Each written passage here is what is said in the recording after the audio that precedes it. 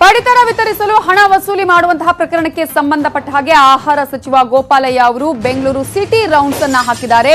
ಹಲವು ಕಡೆ ನ್ಯಾಯಬೆಲೆ ಅಂಗಡಿಗಳಿಗೆ ದಿಢೀರಂತ ಭೇಟಿಯನ್ನ ಕೊಟ್ಟಿದ್ದಾರೆ. ಆಹಾರ ಸಚಿವರು ಸಿಟಿ ರೌಂಡ್ಸ್ ಅನ್ನ ಹಾಕಿದ್ದಾರೆ. ಸಾಕಷ್ಟು ಕಡೆಗಳಲ್ಲಿ ಕೇಳಿ ಬಂದಂತಹ ಆರೋಪ ಅದೇ.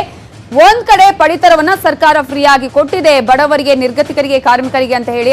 ಆದ್ರೆ ಅಲ್ಲಿ ಪಡಿತರ ಯಾರ್ಯಾರು ಅಂಗಡಿ ಮಾಲೀಕರಿದಾರಲ್ಲ ಕೊಡೋದಕ್ಕೆ ಇದ್ದಾರೆ, ಅವರು ಅಲ್ಲಿ ಹಣವನ್ನು ವಸೂಲಿ ಮಾಡ್ತಿದ್ದಾರೆ ಅಂತ ಹೇಳಿ ಈ ಹಿನ್ನೆಲೆಯಲ್ಲಿ ಆಹಾರ ಸಚಿವರು ಸಿಟಿ ರೌಂಡ್ಸ್ ಹಾಕಿದ್ದಾರೆ. ಪೀಣ್ಯ, ಸುಂಕದಕಟ್ಟೆ, ಹೆಗ್ಗನಹಳ್ಳಿಯಲ್ಲಿ ರೌಂಡ್ಸ್ ಹಾಕಿದ್ದು ಜನರಿಂದ ಯಾವುದೇ ಕಾರಣಕ್ಕೂ ಹಣ ಪಡೆಯದಂತೆ ಸೂಚನೆ ನೀಡಿದ್ದಾರೆ. ಹಣ ಪಡೆದರೆ ರೇಷನ್ ಅಂಗಡಿ ಲೈಸೆನ್ಸ್ ಅನ್ನೇ ರದ್ದು ಮಾಡುವ ಎಚ್ಚರಿಕೆ ಕೊಟ್ಟಿದ್ದಾರೆ. ಬಯೋಮೆಟ್ರಿಕ್ ಮಷೀನ್ ಅನ್ನ ಬಳಸಬೇಡಿ, ಕೇವಲ ರೇಷನ್ ಕಾರ್ಡ್ ನೋಡಿ ರೇಷನ್ ಕೊಡಿ ಅಂತ ಹೇಳಿ ರೇಷನ್ ವಿತರಕರಿಗೆ ಸಚಿವ ಗೋಪಾಲಯ್ಯ ಸೂಚನೆಯನ್ನ ನೀಡಿದ್ದಾರೆ. ರಾಜ್ಯ ಸಂಕಷ್ಟದಲ್ಲಿದೆ. ನಾವೇನು ಪಡಿತರ ವ್ಯವಸ್ಥೆಯಲ್ಲಿ ಆಹಾರ ಧಾನ್ಯವನ್ನು 2 ತಿಂಗಳು ಒಬ್ಬರಿಗೆ 10 ಕೆಜಿ ಅಕ್ಕಿ ಮತ್ತು ಒಂದು ಕುಟುಂಬಕ್ಕೆ 4 ಕೆಜಿ ಗೋಧಿನ ಕೊಡ್ತಕ್ಕಂಥ ಕೆಲಸ ಏನು ಪ್ರಾರಂಭ ಆಗಿದೆ.